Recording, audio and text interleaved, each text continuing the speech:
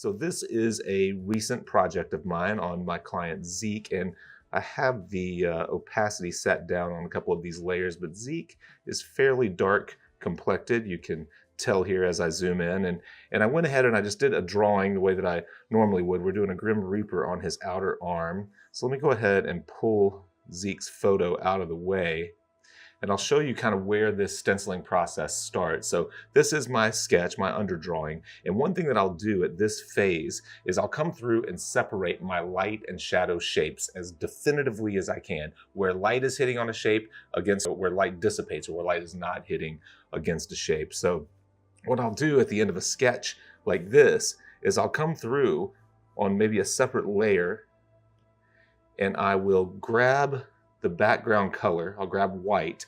I'll just come through and I will paint anything that is in the light side of the object.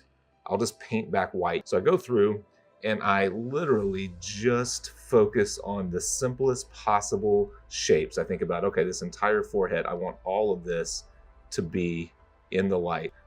No real subtle transition, just an abrupt shift from light to shadow. And everything in my light family, everything on the light side of the object is just going to be blank. There's going to be no stencil there. I just want it to be clear enough while I'm working on the tattoo and I'm looking at it as reference that I can easily see what is in the light and what is in the shadow. I don't want there to be any kind of ambiguous areas where I'm not sure, is the light hitting that or is it not? I'm not too worried about texture or anything like that at this point. I just want to very clearly indicate light shapes and shadow shapes as simply as possible for the sake of the stencil.